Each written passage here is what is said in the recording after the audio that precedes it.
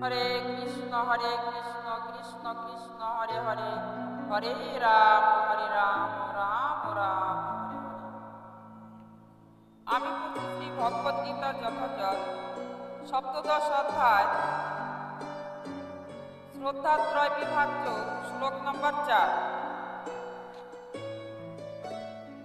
যজন্তে যম সাত্বিকাম দেবান রক্ষস্য রাজস্বয়ম প্রেতান ভূতগণান চ অন্বয়ম যজন্তে যম তামস্বয়ম জনা।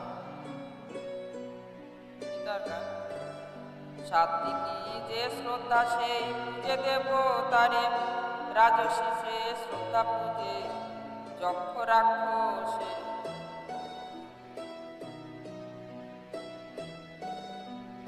তামসী সে শ্রদ্ধা তাতে ভূত প্রেত পূজে, যার সেই শ্রদ্ধা হয় সেই তথা পূজে। ধন্যবাদ। সাত্বিক ব্যক্তিরা যেন দেবতাদের পূজা করে, রাজসিক ব্যক্তিরা যজ্ঞ এবং রাক্ষসের পূজা করে, তামসিক ব্যক্তিরা ভূত প্রেতাত্মাদের পূজা করে। তাৎপর্য: এই শ্লোকে পরম পুরুষোত্তম ভগবান বিভিন্ন ধরনের উপাসকদের বহিরঙ্গা কর্মধারা অনুসারে তাদের বর্ণনা দিয়েছে। শাস্ত্রের অনুশাসন অনুসারে যেন পরম পুরুষোত্তম ভগবানই হচ্ছেন একমাত্র উপাস্য, কিন্তু যারা শাস্ত্র সিদ্ধান্ত সম্বন্ধে যথাযথভাবে অবগত নয় অথবা শ্রদ্ধাবান নয়, তারা তাদের জরা প্রকৃতির বিশেষ বিশেষ গুণ অনুসারে ভিন্ন ভিন্ন বস্তুর উপাসনা করে থাকে। যারা শতগুণে অধিষ্ঠিত তারা যেন সাধারণত দেব দেবীদের পূজা করে। এই সমস্ত দেব দেবীরা হচ্ছেন ব্রহ্মা, শিব, ইন্দ্র, চন্দ্র, সূর্য ইত্যাদি।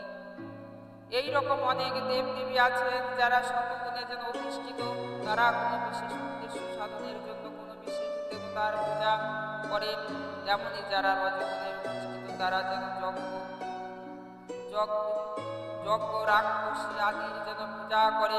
তাদের মনে আছে দ্বিতীয় বিশ্বযুদ্ধের সময় কলকাতায় কোনো এক ব্যক্তি হিটলারের পূজা করতে শুরু করে, কারণ দ্বিতীয় বিশ্বযুদ্ধের কল্যাণে সে যেন কালোবাজারি করে অনেক অর্থ উপার্জন করতে পেরেছিল।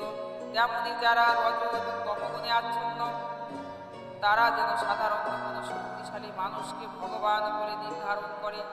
তারা মনে করে যে কোনো একজনকেই যেন ভগবান বলে পূজা করা যায় এবং তাতে একই রকম ফল লাভ করা যায়। এখানে স্পষ্টভাবে বর্ণনা করা হয়েছে যে যারা রাজসিক তারা এই ধরনের ভগবান তৈরি করে তাদের যেন পূজা করে, এবং যারা তামসিক তারা ভূত প্রেত তাদের যেন পূজা করে। কিছু লোককে যেন কোনো মৃত লোকের সমাধিতে ঘিরে গিয়ে যেন পূজা করতে দেখা যায়। যৌন এবং আচারগুলিকেও যেন তামসিক আচার বলেই গণ্য করা হয়। তেমনি যেন ভারতের রজ এবং পাড়াগাঁয়ে যেন প্রেতের পূজার প্রচলন দেখা যায়। ভারতবর্ষে আমরা দেখেছি যে নিম্ন স্তরের লোকেরা যদি জানতে পারে যে জঙ্গলে কোনো গাছে ভূত আছে, তাহলে যেন তারা নানা রকম নৈবেদ্য অর্পণ করে সেই গাছের পূজা করে। এই রকম যে সমস্ত পূজা এবং প্রকৃতপক্ষে ভগবানের যেন আরাধনা নয়, ভগবত উপাসনা হচ্ছে তাদের জন্য যেন যারা গুণাদিত সত্ত্বে যেন অধিষ্ঠিত। শ্রী ভগবত মতে যেন 4:3-23 বলা হয়েছে যে সত্যং বিশুদ্ধানম বসু দেবয় শব্দিতম। কোনো মানুষ যখন বিশুদ্ধ সত্ত্বে অধিষ্ঠিত হন তিনি তখন যেন বাসুদেবেরই আরাধনা করেন। এবং তাৎপর্য হচ্ছে যে যারা জড় জগতের সমস্ত গুণ থেকে মুক্ত হয়ে চিন্ময় স্তরে অধিষ্ঠিত হয়েছেন তারাই কেবল পরম পুরুষোত্তম ভগবান শ্রীকৃষ্ণের আরাধনা করতে পারে। নির্বিশেষবাদীরা শতগুণে যেন অধিষ্ঠিত বলেই মনে করা হয় এবং তারা 5 রকমের দেব দেবীর উপাসনা করে। তারা যেন জড় জগতের নির্বিশেষ বিষ্ণু রূপ এবং মনোধর্ম এবং প্রসূত যেন বিষ্ণু তত্ত্বের উপাসনা করেন। কৃষ্ণ হচ্ছেন পরম পুরুষোত্তম ভগবানের যেন স্বয়ং প্রকাশ, কিন্তু নির্বিশেষবাদীরা যেহেতু পরম পুরুষোত্তম ভগবানকে বিশ্বাস করেন না।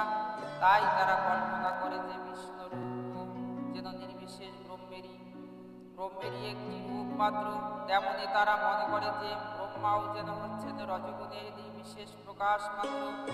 এইভাবেই তারা 5 জন উপাস্য দেব দেবীর কথা বর্ণনা করে থাকে। কিন্তু যেহেতু তারা মনে করে যে পরম তত্ত্ব হচ্ছে নির্বিশেষ ব্রহ্ম, তাই পরিণামে তারা সব উপাস্য বস্তুকে যেন পরিত্যাগ করে।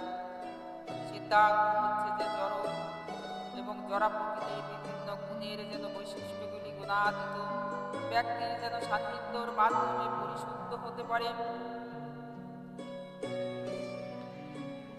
হরে কৃষ্ণ কৃষ্ণ কৃষ্ণ হরে হরে, হরে রাম রাম রাম হরে হরে। জয় রাধে গোবিন্দ।